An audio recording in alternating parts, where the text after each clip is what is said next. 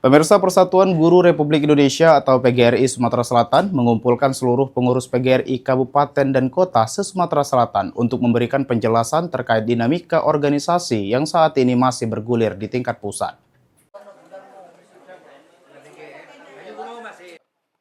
Dalam pertemuan tersebut, Ketua PGRI Sumatera Selatan Bukman Lian menyatakan jika PGRI Sumsel dari tingkat provinsi hingga kabupaten kota dan ranting masih tetap solid dalam mendukung PGRI hasil kongres. Bukman juga menjelaskan jika permasalahan yang terjadi di tubuh PGRI sudah berjalan sejak tahun 2019 hingga 2024. Yang bermula dari pelaksanaan Kongres PGRI menghasilkan kepengurusan periode 2019 hingga 2024. Dan selanjutnya tahun 2023 muncul Kongres Luar Biasa atau KLB dipimpin oleh Teguh Sumarno.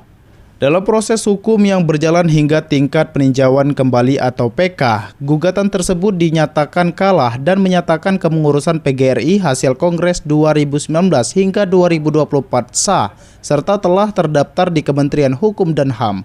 Meski demikian, sengketa organisasi belum berakhir. Kepengurusan hasil Kongres kembali digugat melalui Pengadilan Tata Usaha Negara atau PT-UN. Saat ini perkara tersebut masih berproses pada tingkat kasasi. Kami solid, 17 kabupaten kota di Sumatera Selatan solid.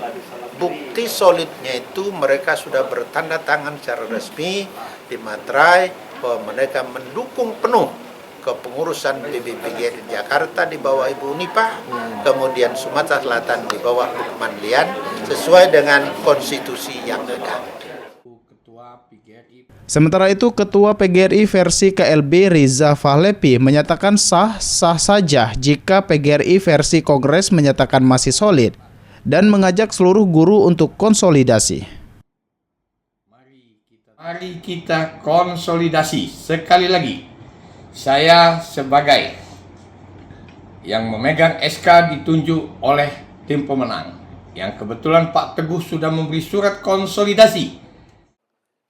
Tim Liputan, PAL TV.